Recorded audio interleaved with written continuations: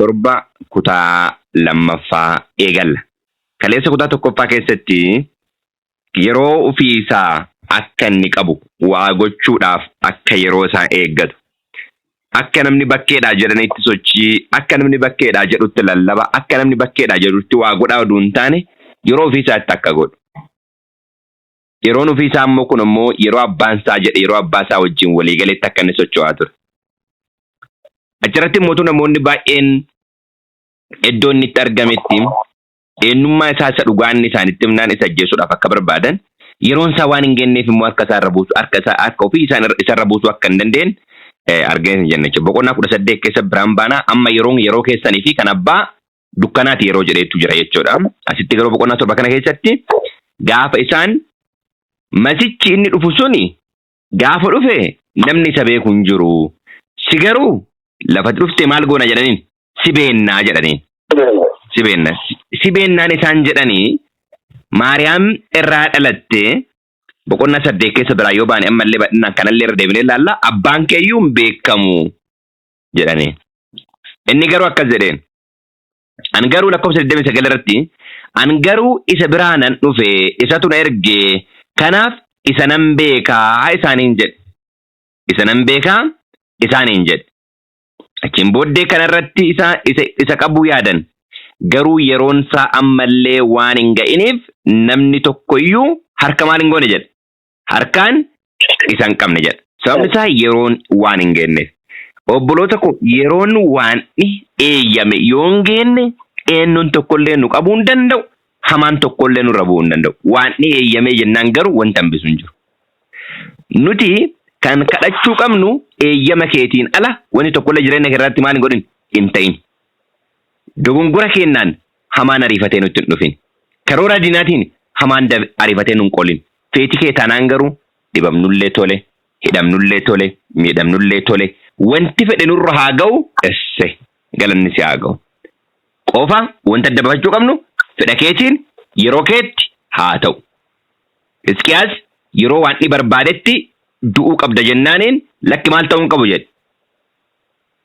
Du'uu hin qabu jedhee yeroo dubbatetti adamni sa'aatiin isaa dabalame abaarsa qabatee itti dhufe jechuudha. Abaarsa qabatee itti dhufe. Kanaaf ani isin mormii waaqa irratti akka hin kaafne yaadni keenya yaada kee wajjin akka walii galu nu gargaaridha yaadni guddaan. Kana Kiristoos lafa kanarra kan inni raawwate. Kana kan inni lafarra mul'isee jedhe. Yaadni isaa yaada waaqayyo wajjin maal godhee ture? Walii galee ture. Tokko ta'ee ture. Nullee kanaaf maal jedha Filiphisius boqonnaa 2:5 irra keessatti yaadni Kiristoos Yesuus keessa ture kun isin keessas maal haa godhu jedha? Haa jiraatu jedha. Haa jiraatu jedha. Yaadni Kiristoos keessa ture kun isin keessas haa jiraatu jedha. 31 irraa namoota sana keessaa baay'een Yesuusitti amanan isaanis masichi yommuu dhufu isa namichi kun agarsiise irra caalaa milikkita agarsiisaa laata jedhan. Yesuusitti maal godhan? Amanan ammallee fokkasiin isaanii maalirra jira? Milikkita irra jira jechuudha. Milikkita inni agarsiisaa ture jechuudha.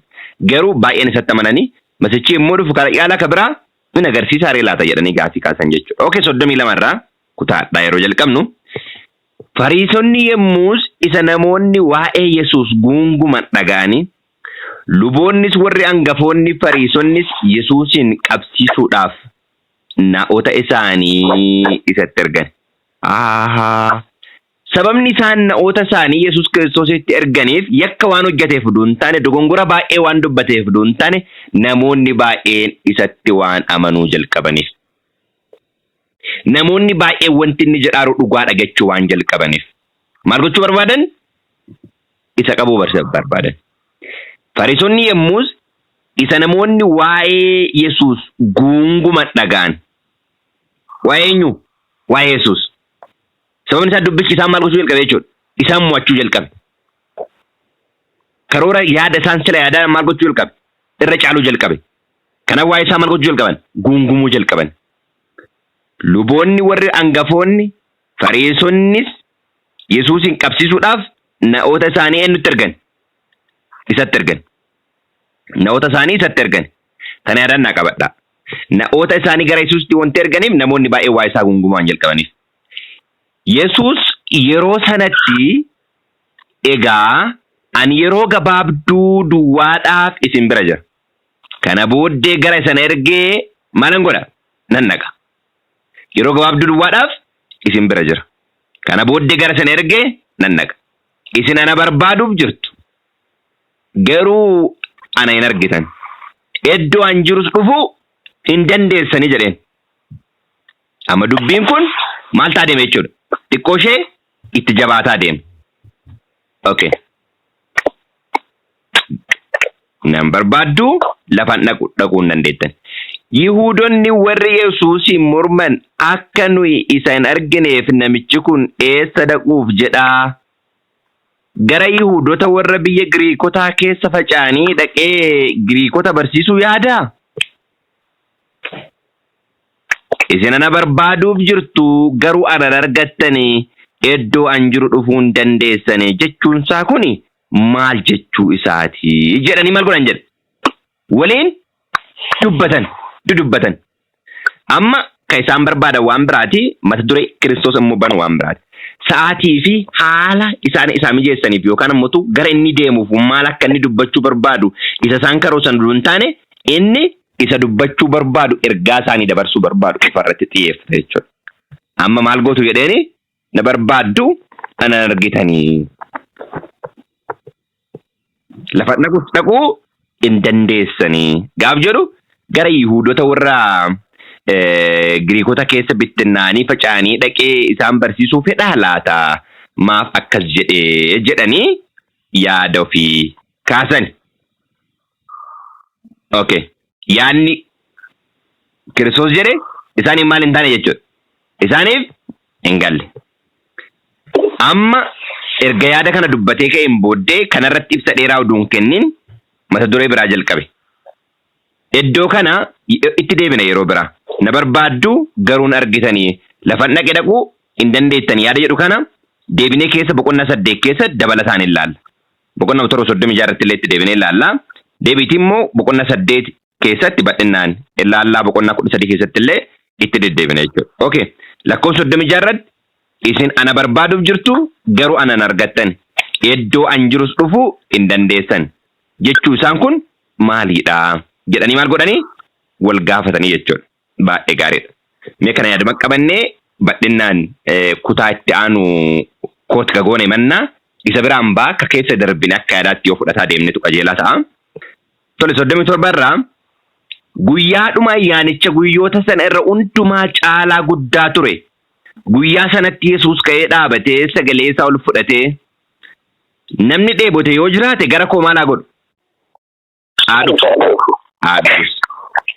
Namni dheebote yoo jiraate gara koo haa dhufu haa dhugus. Yaada kana boqonnaa 4 keessatti jedhee ture. Boqonnaa 4 keessatti yaada kana jedhee ture. Okay. Fakkeenyaaf Isaayyaas boqonnaa 55 tokko irraa akkana jedha. Waaqayyo isin warri dheebottan hundinuu gara bishaanii maal godhaa? Kottaa. Isin warri dheebottan gara bishaanii kottaa. Warri horii hin qabnes kottaa. Midhaan bitadhaatii nyaadhaa. Kottaatii utooroo ittiin baasin daadhii wayinii fi aannan maal godhaa? Bitadhaa. Gatii uduu ittiin baasin bitadhaa. Nyaatas dhugaatiis kan bitannu eenyurra jechuudha. Kiristoos Yesuusin irraa bitanna jechuudha. Boqonnaa 6 yeroo qayyabannu ana buddeenni jireenyaa bishaan dhugaatiis ana jedhaa ture. Buddeenni jireenyaa ana. Foon koo nyaata isa dhugaatii. Dhiigni koo dhugaatii isa dhugaatii jedhaa ture. Kan dhugaa jechuudha. Kanaaf namni nyaataafis dhugaatiifis gara eenyu dhaquu qaba jechuudha. Gara Yesuus Kiristoos. Mana qulqullummaa keessatti buddeenni ilaalchaa guyyaa guyyaadhaan maal godhama? Sanbataan jijjiirama. Buddeenni ilaalchaa inni dhugaan mana qulqullummaa keessatti nyaatamu eenyunni? Dubbii Yesuus Kiristoos. Yeroo qayyabataa turre ba'uu keessatti mana qulqullummaa keessatti sarara lamaan ta'a. Jaha ta'ee walqixa ka ta'e sarara lamaan ta'a. Mana qulqullummaa keessa jechuudha. Jaha sarara lamaan. Lamaan kunniyyuu maalidha? Taayippii tokko qaba. Kiristoos maal jedhee? Ani ofii kootii waa'ee koo dubbadha oduu hin taane dubbii abbaan koo maal godhudha jedhe. Natti kenneera dubbadha jedhe. Nu immootu kallattiidhaan dubbii Kiristoos maal goona jechuudha. Fudhanna jechuudha. Kanaaf abbaa fi ilma kan wal fakkaatu eenyummaa akka abbaa qabu ilma isaa sarara lamaan gonfoo lamatu jira. mana qulqullummaa keessatti jechuudha. Kana bal'inna waa'ee biroota keessattis yeroo laalaa turre ba'uullee yeroo laalaa turre kanneen takkaan laalaa turre irraa. Kanaaf amma sirra maal jedhaa namni dheebote yoo jiraate gara kootti mala godhu haa dhufu haa dhugu. Namni anatti amanu akkasuma haa godhu macaafni akkuma dubbate yaa'aan bishaan jiraataa garaa isaa keessaa maal godhu burqa. Yaa'aan bishaan jiraataa garaa isaa keessaa burqa. Yaadannaa qabadhaa kan. Inni dubbii kana waa'ee hafuura qulqulluu isa warri isatti amanuuf isa warri itti amanan fudhachuuf jirani maal godhe dubbate. Inni iddoo ulfinaa sanatti waan fudhataniif hafuurri qulqulluu nama hin taane ture. Hin kennamne ture. Okay, amma roganna dhageeffadha. Iddoo baay'ee xiyyeeffannaa irraan baane waan ta'eef. Maal jedhe Kiristoos? Koottaa gara kiyyatti namni dheebote gara kiyyatti haa dhufu maal haa godhu jedhe? Haa dhugu. Yaa'aan bishaan jiraataa garaa isaa keessaa maal godha jedhaan? Burqa. Okay. Kiristoos dhandhee kadhuun hafuura qulqulluu jenneera. Hafuurri qulqulluun anaaf isin keessaa illee burquu danda'a? Macaafni qulqulluun maal jedhaan? Wangeela Yohaannis boqonnaa 6 yeroo qayyabannu dubbiin ani isin dubbadhe jireenya hafuuras jedheera mun jenne. Boqonnaa 6 lakkoofsa 63 irratti dubbiin ani isin dubbadhu kun jireenyas hafuuras jedhee ture. Abba dubbiin Kiristoos irraa dhageenyu jireenya hafuura yoo ta'e jireenyi hafuurri kun nu keessaa maal godha jechuudha? Maddaa jechuudha. Sababni isaa fakkeenyaaf firii isaanii irraa isaan maal godhu jedha macaafni qulqulluun ija isaanii irraa isaan beektu jedha. Ija keessa jireenyi jiramu hin jiru. Sanyii yoo facaaftan sanyii keessa jireenyi jiramu hin jiru. Waan keessa jiruuf achiin booda ka'ee maal godha? Biqila. Biqila. Ija godhachuuf dameen tokko eenyuun maxxanuu qaba? Kiristoositti jirmatti maal ta'uu qaba? Maxxanuu qaba. Jirma keessaan waan fudhate ofii isaallee ittiin jiraate ijallee godhata. Ijji kun maal qaba? Jireenya qaba. Ijji kun hafuura qaba. Kanaaf maal jedhama macaafni qulqulluun? Ka dheebote gara koottaa dhufu haa dhugu yaa'aan bishaan jiraataa garaa isaa keessaa maal godha? Burqa. Bishaan jiraataa. Kanaaf anaaf isin keessaa hafuurri qulqulluun burqaa. Okay, maal jennee turre kanaan dura? Hosee boqonnaa mee iddoo tokko dhaqee isin dubbisaa? Milkiyaas. Mikiyaas oduu hin taane Mikiyaas boqonnaa 5 lakkoofsa 7. Mikiyaas boqonnaa 5 lakkoofsa 7 akkana jedha. Mikiyaas boqonnaa 5 lakkoofsa 7. Ijoollee Yaaqoob keessaa warri hafan. Ijoollee Yaaqoob keessaa warri hafan. Saba baay'ee gidduutti akka fixeensa waaqa biraa maal godhu? Dhufu akka tiifuu biqiltuu irratti maal godhuuti? Roobuus hin ta'u jedhaan. Ila isaantu maal ta'an? Isaantu akka fixeensa waaqa irraa buuta. Isaantu akka tiifuu biqiltuu irratti buuta. Tiifuun fixeensi waaqa irraa gadi bu'u maalidha? Hafuura qulqulluun. Bokkaa booddee yeroo dubbannu waa'ee tiifuu dubbachuu maalidha? Dirqama. Tiifuun meenyu ta'a jedhaan macaafni qulqulluun haftuu sanyii Yaaqoob keessa. Amma haftuun ergaan dhugaa nuti addunyaadhaaf lallabnu tiifuudha jechuudha. Okay. Bokkaa kana misunderstanding godhaa ture jechuudha. Turre jechuudha akka kiyyatti amma yoo yaadu. Bokkaa ka jedhamaa eeggataa turre waan dogongora hubataa turre jechuudha. Sababni isaa namoonni baay'een kan dubbatan hafuura qulqulluudha dhugaadha walii galaa hafuurri qulqulluun immoo qaama kophaatti adda of danda'e jedhaa waan dubbataa turaniif jedhaa waan turreef bokkaan inni jedhu misunderstanding hubatameera jechuudha. Aadaa bokkaan yookaan immoo hafuurri qulqulluun Kiristoosiin beekuu kennan gara isaatti dhufuu kennan kan maal goonudha? Kan argannudha. Hosee boqonnaa mee 6 lakkoofsa 3 dubbifnu. Hosee boqonnaa 6 lakkoofsa meeqa? 3. Hosee 6 3 irraa akkana jedha. Egaa kottaa Waaqayyoon maal goona? Egaa kottaa Waaqayyoon hin barraa. Isa beekuudhaafis maal goona? Dhamaana. Egaa kottaa Waaqayyoon hin barraa. Isa beekuudhaafis dhamaana. As ba'uunsa akka fabaree lafaa dhaabbataadha. Inni akka bokkaa rafaasaa isa roobee lafa jiisutti nuuf maal godha? Nuuf? Bokkaa booddee jechuun lakkaa waaqa beekuudha. Isa beekuudha. Madda isa dhugaa beekanii itti maxxanuudha. Waaqa beekuudha. Maal jedha? Kottaa Waaqayyoon hin barraa isa beekuudhaafis maal goona? Hin dhamaana. As ba'uunsa akka fabaree lafaa dhaabbataadha. Inni akka bokkaa rafaasaa isa roobee lafa jiisutti gara keenya maal godha? Nuuf maal godha? Nuuf hin dhufa. Ingiliffi kana lakkoofsa 6 kana as a former rain in the latter rain jedha. akka bokkaa jalqabaa fi akka bokkaa booddeetti jedha. Then shall we know, if we follow on to know the Lord, he is going for this prepared at the morning, and they shall come unto us as a rain, as a latter rain, and as a former rain unto the earth. Akka bokkaa jalqabaa fi akka bokkaa malee jedha. Akka bokkaa booddee. Bokkaan jalqabaas Yesus Kristos eenyu akka ta'e adda baasanii beekuudha. Bokkaan lammaffaas Yesus Kristos eenyu akka ta'e adda baasanii beekuudha. Rakkinni Israa'eloota jalqabaa Yihuudotaa Kiristoosii maal gochuudha? Wallaaluudha. Si'ii miti jedhaniin. Gubbaa irratti maal jedhan? Masicha torba yeroo qoran. Masicha beennaa. Inni gaafa dhufu eessaa akka dhufu hin beekamu. Si garuu eessaa akka dhutte maal si goona jedhani? Beenna jedhaniin. Amma indirectly isaan isa maal hin goone jechuudha. Hin beenne. Tilmaama sammuu isaanii kaan malee hin beenne. Okay, amma hoo bara kana keessatti ergaa Lodooqiyaa keessatti akkana jedha ergaan Lodooqiyaa. Mee dhaqaatii mul'ata boqonnaa 3 dhandhee baafname ergaa Lodooqiyaa. Mul'ata boqonnaa 3. Mul'ata boqonnaa 3 keessatti lakkoofsa 14 irratti rakkina Lodooqiyaa lafa kaa'a.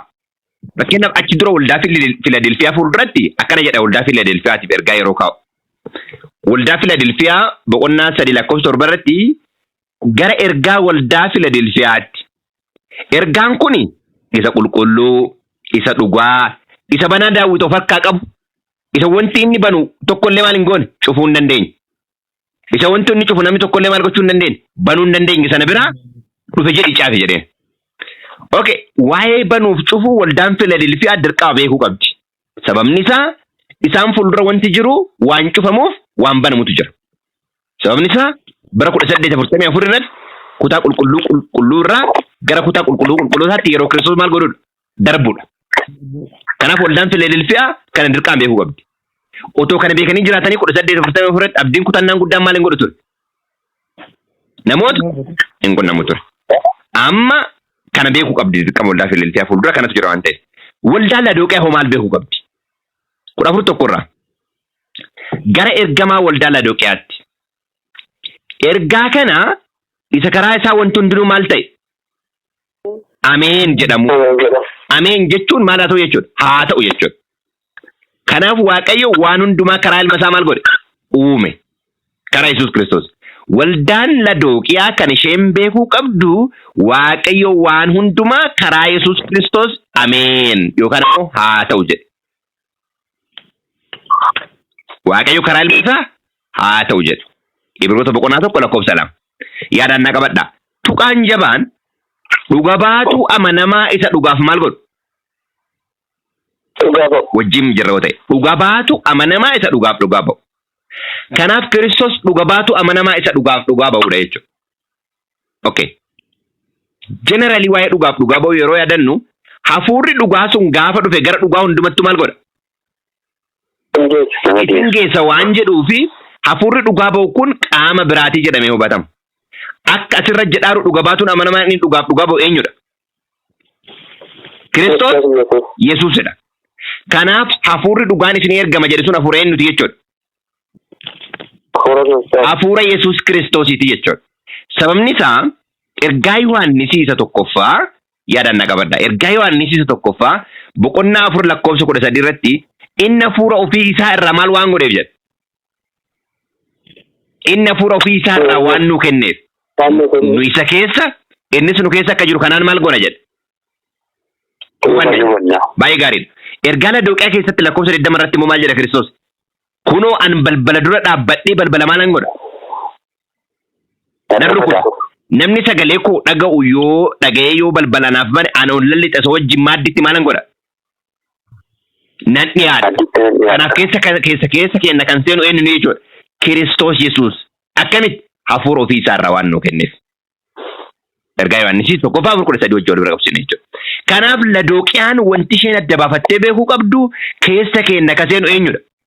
Kiristoos Yesuusidha. Namni garuu kan jedhaaru komanilii lakki Kiristoos Yesuus duun taane qaama biraa qaama akka eenyuti? Qaama akka Yesuus Kiristoosiiti. Jedhee eeggataan. Hafuura qulqulluu isa macaafa qulqulluu duun taane hafuura qulqulluu ofii maqaatti moggaasanidha addunyaan kan barbaadatu. Hafuura qulqulluun inni dhugaa inni Kiristoos jedhe hafuura ofii isaarra maal waan godheef waan nu kenneef. Okay, gara boqonnaa torbaatti isin deebisee ammayyuu maal hin taane jedha boqonnaa torba irratti. Ammayyuu 39 irratti akkana jedha 39 yeroo dubbifnu. Inni dubbii kana waa'ee hafuura qulqulluu isa warri isatti amananii fudhachuuf jiranii maal godhe? Dubbate. Inni iddoo ulfina isaatti ol hin fudhataminiif hafuurri qulqulluun ammayyuu maal hin taane jedha. Hin kennamne jedha. Okay. Hafuurri qulqulluun ulfinatti ol fudhamuu Kiristoos wajjin maal godha jechuudha? Wal qabata. Wal qabata. Ulfinatti ol fudhamuu Yesuus Kiristoos kennamuu hafuura qulqulluu wajjin maal godha? Wal qabata. Okay. Inni ammayyuu gara ulfinaatti maal hin taane jedhaa? Ol hin fudhatamne. Ol hin fudhatamne jedhaa. Baay'ee gaariidha. Inni ammayyuu gara ulfinaatti ol hin fudhatamne jechuun Kiristoos ulfina hin qabu jechuudha. Beekaa qoba. Kennamuun hafuura qulqulluu ulfina gooftaa Kiristoos wajjin wal bira qabata. Fakkeenya boqonnaa 17 lakkoofsa irratti. Yaa abbaa ulfina kanaan dura oduu ardiif samiin hin uumamin si biratti qabu tureen ulfina maal naa godhi? Naaf kenni. Kana jechuun Kiristoos kanaan boodallee kanaan durallee maal qaba jechuudha? Ulfina qaba jechuudha. Garuu boqonnaa 12 irratti immoo waan tokko jedha. Yaa waa'ee ulfina waan kaafnee fi kaani desire of ejii bira qabdure abbaa kaasu isa maarifa. Okay. Yoo qabaattan boqonnaa 11 cuuphaa ka jedhu naa baasamee achiin booda bakka isinitti hima. Cuuphaa mata duree ximqatii jedhu isa baaftu achiin booda itti dhufna. Wangeela Yohaannis boqonnaa 12 lakkoofsa 27 irraa Kiristoos Yesuusitti fufee amma lubbuun koo dhiphatteetti egaa yaa abbaa yeritti kanaan oolchi jedhu moree garuu sababiidhuma kanaaf immoo gara yeroo kanaatti dhufe 28 yaa abbaa maqaa kee maal godhi? Ulfeessi. Yaa abbaa maqaa kee maal godhi? Ulfeessi. Okay. Yaa abbaa maqaa kee ulfeessi jedhe yommuu sagaleen tokko waaqarraa dhufee raawwadhee ulfeessee guddiseera sichis nan ulfeessa maalan godhas nan guddisas. Kanaaf durallee godheera ammas ni godha gara fuuldurattis maal godha? Ni godha. Kanaaf Kiristoos duras ulfina qaba ammas ulfina qaba gara booddeettis gara ulfinaatti maal ta'a? Ol fudhatama. Kanaaf duras hafuura qulqulluu qaba ammas qaba gara fuulduratti illee maal godha? Hin qabaatu. Fakkeenyaaf yeroo cuuphamu Kiristoos hafuura qulqulluun bifa guggeetiin isarra bu'e jedha miti? Gaafii osoo hin cuuphamin dura Kiristoos hafuura qulqulluun qabu? Osoo hin cuuphamin hafuura qulqulluun qabu obboloota koo? Qaba. Sababni isaa hafuuraan qaamaan maal taatu ture jedhama jaalala qulqulluun? Guddataa ture jedha. Eshi osoo hafuuraan qabaatiin dubbii waaqayyoo lallabuu hin danda'amaa? Danda'am. Waggaa 12tti namoota luboota gidduu ta'ee barsiisaa ture wantoota Kiristoos. So amma gaafa Peenxaqoosxee hafuura qulqulluun isaa fudhatamuu isaa dibamuu isaa duwwaa mul'isa malee waan haaraa miti jechuudha. Maal ta'uu isaa mul'isa? Dibamuu. Aangeffamuu jechuudha. Kana mul'isa malee hafuura qulqulluu kanaan duraan qabu jechuudha miti. Okay. Guyyaa Peenxaqoosxeetti hafuura qulqulluun kenname jechuun achiin dura duuka buutonni hafuura qulqulluun qabanii?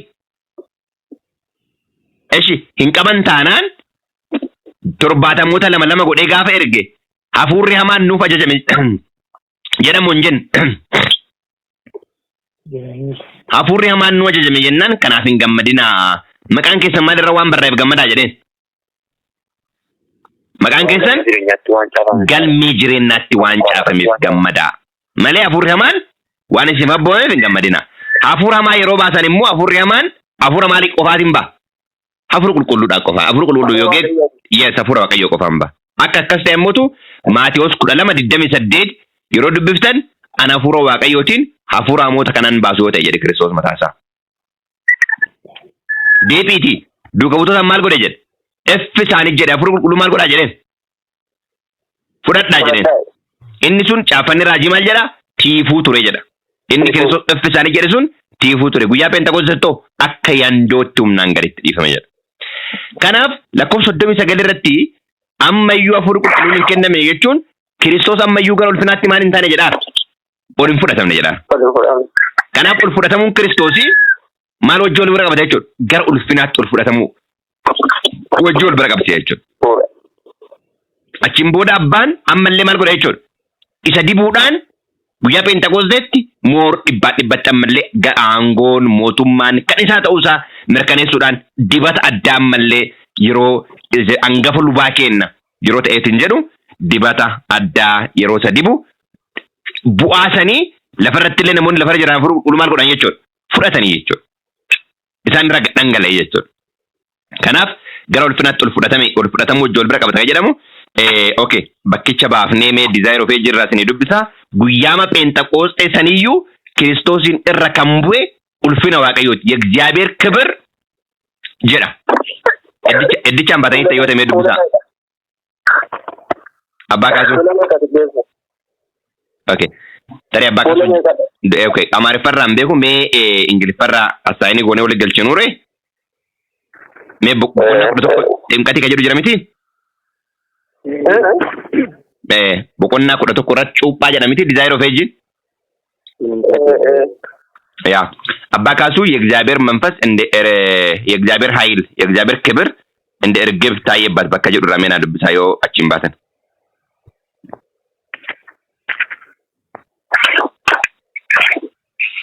ኦኬ ሜድ ድብሳ ወሊ ገልቺኑ ወነውሳ fuudhatatu ኦኬ boqonnaa 11 keeyata tokkoffa mee wali lakkoofna keeyata tokko keeyata lama keeyata nalakka keeyata sadaffaa keeyata afur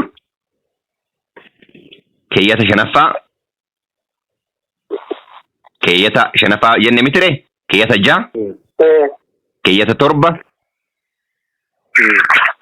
keeyata saddeetaffaa keeyata sagal keeyata kudhan laalee 11ffaa ከዚህ በፊት መላእክት ከጀዱራ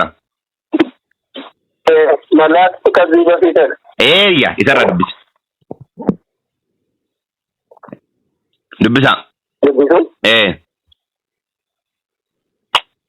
መላእክት ከዚህ በፊት እንዲህ ያለ ጸሎት ሰምተው አያውቁም ነበር። ኤርገሞኒ ከናን ዱራ ከዳታ አከሲን አጋኒን ቤካን ቱረን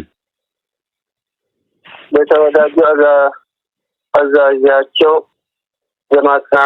የማጽናኛና የማረጋገጫ ምልክት ለማድረስ ጓጉተው ነበር። ገጌሳ ሳኒቲፍ ኮማንደር ሳኒቲፍ ኤርጋ ጀጀቤሳቲፊ ኤርጋ ምርከናኢንሳ ኢሳፊዱዳፍ ባዲ አሪፈተኒ ቱረን ኢሳቱ አኩማ ቢሻን ኬሳ በእን ከዳቴ ዋንቴ ጀቾዳ ከዳታ አከሲ ዳጋኒን ቤካን ኢሳፍ ከነፊዱዳፍ አሪፈተኒ ቱረኒ በመላእክት አማካይነት ሳይሆን በአብ ራሱ ልጁን ጥያቄ መመለስ ነበር። ከራ ኤርገሞታ ዱንታኔ ኢልመሳቲፍ ከዳታ አባን ኦፊሳቲሳፍ ዴቢሱ ቀበቱሬ ከይፋኑ በቀጥታ የክብሩ ቀረር ይፈናጥቅ ነበር።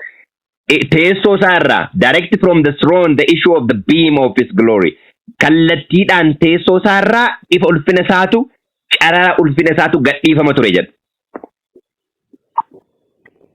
ሰማዮች ተከፈቱና የድብ ቅርጽ ያለው አንጸባራቂ ብርሃን በመድኃኒታችን ራስ ላይ አረፈ።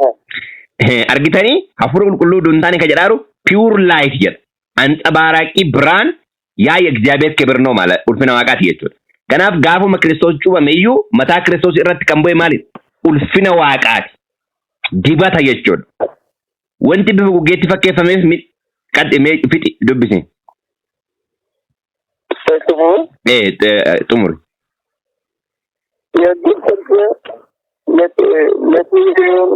ለትህትና ራሱን ዝቅ ላደረገው መድኃኒታችን ተስማሚ አርማ ነበረ ጀ ተስማሚ አርማ ጀቹ ማል ጀቹን አርማ መለቶ yokimmootu asxaa maal gochuu isaatiif gaduuf deebisuu isaatiif abboomamuu isaa kan mul'isu ture jedha. Tole kanaafi isa kana gara ulfinaatti ol fudhatamuun ulfinni dibamuu hafuura qulqulluu fudhachuu wajjin wal qabata jechuudha. Iddoo biraatti in giving his Holy Spirit he give to them the glory that the Father has given him. Kana boqonnaa 17 biraa yoo baane badhina irra deebine ilaalla. Isa amma isin dubbanne kan 17 boqonnaa 22 biraa yoo baane badhinaan laalleetiin jenne jechuudha. Baay'ee gaariidha. Kanaaf kennama hafuura qulqulluu bifa kanaan ilaalleetiin jenne jechuudha. Kiristoos dhufnaa Kiristoos irraa dhumna maddi Kiristoos yoon taane kan fudhataa jiru hafuura qulqulluu miti. Abbaan kan inni nu kennu hafuura isaa karaa eenyu qofa? Karaa ilma isaa karaa Yesuus Kiristoos. Titiyoos boqonnaa 3 lakkoofsa 5-6. Wangeelli Yohaannis boqonnaan 15 yoo biraan baane badhinaan laalla kiliirilii waa'ee waaqummaa kan nutti himu. Bifa baay'ee simpil ta'e. Afurtama. Warri dubbii kana dhagaan keessaa jarreen tokko namichi kun dhuguma maalidha jedhanii? Raajiidha. Raajiidha jedhan. Warri kaan immoo inni Kiristoos jedhan. Warri kaan garuu Kiristoos Galiilaadhaa maal godhaa? Dhufaa jedhan. Kun raajiidha jedhan. Kun Kiristoos jedhan. Kun immoo gaafii kaasan Kiristoos Galiilaadhaa dhufaa jedhan. Macaafichi Kiristoos sanyii Daawit keessaa Betaaliyem ganda Daawit akka dhufu hin dubbanneeree jedhan. Namoonni waa'ee isaa irratti yaadaan maal ta'an jedha? Gargar. Akkuma yoomii? Akkuma har'aa. Har'aa amantiin kumaatamni addunyaa irratti kan inni baay'ateef waa'ee Kiristoos irra yaada garagara maal waan godhaniif? Waan qabaniif. Kuni inni uumamaadha jedha.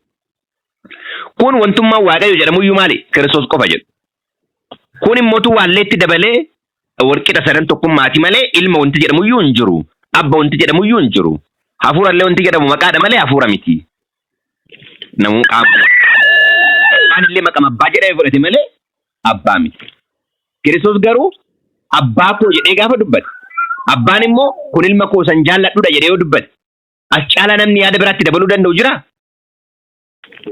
Abbaa caalaa namni beeku jiraa? Abbaan immoo Kiristoos maal jedheen? Kana ilmi koo inni maal godhu? Kanaaf nu amma inni ilma isaati jennee amannu caalaa filannoo biraa qabnaa? Hin qabnu. Isa caalaan beenu sababni isaa macaafni qulqulluun ergaa Yohaannis isa tokkoffaa boqonnaa 5:9-10 dubbifadha. Isa namni jedhuun fudhanna yoo ta'e isa Waaqayyo jedhu mootu isa caalaa akkamittiin fudhannudha jedha. Dhugaan inni abbaan ilma isaatiif dhugaa ba'e isa kana jedha. Dhugaan akka qabannee jiraannu Waaqayyo nu gargaaru.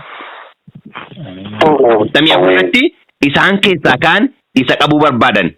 Garuu namni tokkoyyuu harka maal hin goone jedha. Harkaan isa hin qabne jedha. Sababni isaa yeroon isaa waan hin geenneef. Namoonni warri Yesuusitti ergaman gara luboota warra angafootaatti gara warra Fariisotaatti hin deebi'an. Isaan qabaa jedhanii isaan ergan. Isaan immoo deebaniiti akkana jedhanii. Isaan immoo maaliif Yesuusin hin dhiyeessinee jedhanii namoota isaanii maal godhan? Gaafatan. Namoonnis akka namicha kanaatti takkaa dubbatee hin beeku jedhanii maal godhanii? Akka dhageenyee akka isaa namni takka maal ta'e hin beeku jedhanii. Akka isaa namni takkaa dubbatee hin beeku jedhanii. Kanarratti warri Fariisotaa isumayyuu karaa irraa isin maal godhe jedhanii? Waaw. Isa duukaa bu'uun akka isaaniitti karaarra maal ta'udha? Karaan inni jedhanoo karaa ofii isaan jedhan duwwaa. Hadhallee akkana jedhama macaafni qulqulluun. Ermiyaas boqonnaa 34 irraa waa tokko isin dubbisa obboloota. Hizqeel boqonnaa 34. Kanaan durallee dubbisaa ture. Hadhallee inuman dubbisaa mee inuma dhageenna. Waan macaafni qulqulluun jedhu. Akkana jedha. Waaqayyo gooftaan kunoo ani isin hoolota koo gidduutti korbeeyyii hoolotaa fi korbeeyyii re'itti gidduutti maalan godha? Nan farada. 18 irra yaadannaa qabadhaa. Geggeessituun akkas jedha 18 irratti. Isin mirga isa gaarii dheeduu isinitti xinnaannaan isa fi miilla keessanii lafatti maal gootu? Dhidhiittu. Bishaan qulqulluu dhuguun isinitti xinnaannaan isaa fi miilla keessaniin keessa ejjettanii maal gootu? Booressitu ree. Hoolonni koo immoo isa isin miilla keessanii lafatti dhidhiittan maal godhu? Hin dheedu. Hin dheedu. Isa isin miilla keessaniin keessa ejjetanii booressitan maal godhu? Amma garee Geediyoon inni dhumaa gareen adda baamu asirratti barbaadama jechuudha. Namoota harka isaaniitiin adda laallatanii dhuganii fi namoota gad jedhanii maal godhan? Dhugan. I think loltoonni yookaan immoo namoonni kunniin warra maal godhaniidha? Warra harkaan adda baafatanii maal godhaniidha? Laallatanii dhuganiidha. Isaan kallattiidhaan Kiristoosiin maal godhan? Dhageeffatan. Kanaaf namni takka akka isaa maal godhee hin jiru jedhanii. Barsiisee beeku hin jiru. Isinillee karaarraa isin maal godhanii? Isin kaachisa jedhanii. Hadha obboroo tokko wanti hundinuu boora'eera. Wanti hundinuu ejjetamee xuraa'eera. Amma maal gochuu qabna isin akka waraana loltoota Geediyoon waraanatti hirmaachuu kan barbaannu ta'e. Harka keenya daddabaafannee maal gochuu qabna? Harka keenyaan laallataa maal gochuu qabna obboloota koo? Dhuguu qabna. Dubbii macaafa qulqulluu ija keenyaan laalaa maal gochuu qabna? Fudhachuu danda'uu qabna. Yoo akkas hin taane qorumsi inni guddaan fuuldura keenya jira. Kanatti warri Fariisotaa isumayyuu karaarraa maal godhe jedhan? Isin kaakisa jedhan. Dhugaa dubbii macaafa qulqulluu akka barraa ittiin fudhannu taanaan rakkoon guddaan fuuldura keenya jira obboloota koo. Waan baay'atanii humnaan adeeman isaanitti fakkaannaan bishaanitti naqe jedheen waraana Geediyoon adda baasi jedheen. Warra gacciisanii raammoon keessa jiraate bishaan keessa jiraate bishaan moo waan ta'eef keessa gajjayee dhugaa adda baafachuu dandama gajjettee dhuddee jennaan. Gajjettee dhunnaan adda baafachuu dandeetta obboloota koo. Hin dandamu. Harka keetiin laallataa dhuddee ol fuutee yoo inni biyyee qabu waan gargaraa qabaate maal gootan jissi ta'uu barbaadde. Yookaan dhundhun illee itti dhiiftee maal gochuu dandeetta? Deemuu dandeetta. Garuu immoo harka keetiin adda baafattee laaltee dhuguun baay'ee nama gargaara. Amma yeroo nuti keessa jirru yeroo itti adda baafataa laallataa dhumnudha. Tibbeessoon kana jedhe, ebalu kana jedhe, paastariin kana jedhee oduu hin taane maal jedhe macaafni qulqulluun. Dubbiin an dubbadhu takka kallattii macaafa qulqulluu addaan ba'ee jennaan ati dogongora jechuu danda'u qabna. Kanaaf yeroo itti adda baafannee laallee dhumnu keessa jira jechuu barbaade.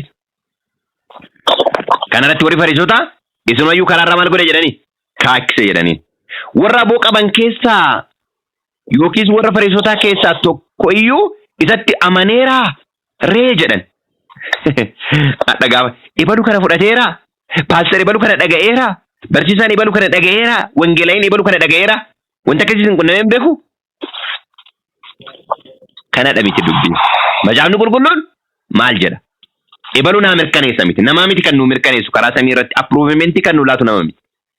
Macaafotaan qortu isaan jireenyi waan argamu isin fakkaata. Isaan hundinuu waa'ee eenyuu dubbatu jedhe? Waa'ee koo dubbatu jedhe. Bakka macaafni waa'ee Kiristoos nutti dubbata. Bakka nugaa. Yoo gaafii nutti ta'e obboloota keenya gaafachuun akka gaafiitti baay'ee barbaachisaadha. Rakkina hin qabu. Walirraa baruun gaariidha. Garuu namaa miti maal godhu? Kan nu godhu? Kan nu geggeessu. Jarattii seera Museedhaan kenname hin beekne kana duwwaadha. Isaan immoo abaaramoodha jedhanii. Kiristoos immoo maal jedhee oduu seera Musee kan amantan ta'e silaanattis maal godhu turtan? Hin amantu turtani Museetti namantanii sababni isaa Musee waa'ee eenyu barreesse jedheen Kiristoos. Waa'ee koo caafee jedhee isaanitti dubbate jiru. Isaan immoo seera Museen fudhanna jedhan. Gubbaarratti maal jedhee ture? Seera Museen eenna jettanii guyyaa sanbataatiin dhagna qabdu. Garuu an guutummaatti nama guutumaan fayyisee jennaan dhaqabuu barbaaddu. Guyyaa sanbataatiin garuu dhagna qabdu jedheen. Kana neegan lakkoofsa namarraa Niqoodimoos inni duraan gara Yesuus dhaqe immoo warra Fariisotaa sana keessaa maal ture jedha? Tokko ture. Boqonnaa 3 keessatti dhokateetti dhaqee ture mitiire? Inni nuutaan keessaa tokko ture jedha. Inni yemmuus seerri keenya afaan isaa irraa utuu hin dhageenyi waan inni hojjetu utuu hin hubatini nama tokkotti hin farachiisaa isaaniin jedhe. Dubbiin isaa maal gooteetti? Isaaf galteetti. Dhugicha hubateera inni. Amma maal goona jedheen?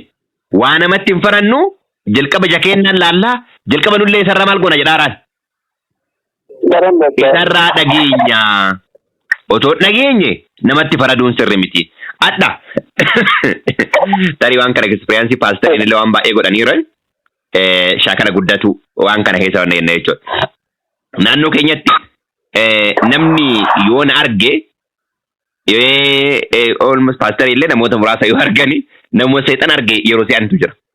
Sababni isaa misrepresented ta'aniira waan ta'eef. Kanaaf walumaa galatti maal jechuu barbaadeeti? Nama sagaleedhaan jechaan nageenye itti murteessuu hin qabnu. Ofii keenya namicha maal gochuu qabna? Dhaga'uu qabna. Dhaga'uu qabna. Irraa dhaga'uu qabna, isallee arguu qabna. Isaan garuu deebisanii ati immoo nama Galiilaati. Macaaficha qoriiti maal godhi? Ilaali. Galiilaadha raajiin maal hin godhu jedhanii? Hin ka'u. Kana booddee hundumti isaanii gara mana isaaniitti maal godhan jedha? Gara mana isaaniitti maal godhan? Ajaa'ibadha. dubbii humna qabuudha kan inni itti dubbate. Obboloota koo dhugaan dhugaa sobaan soba haala irratti hundaa'e namoota dubbatan akka ta'an Waaqayyo kan nageenya nuuf haa eebbisu.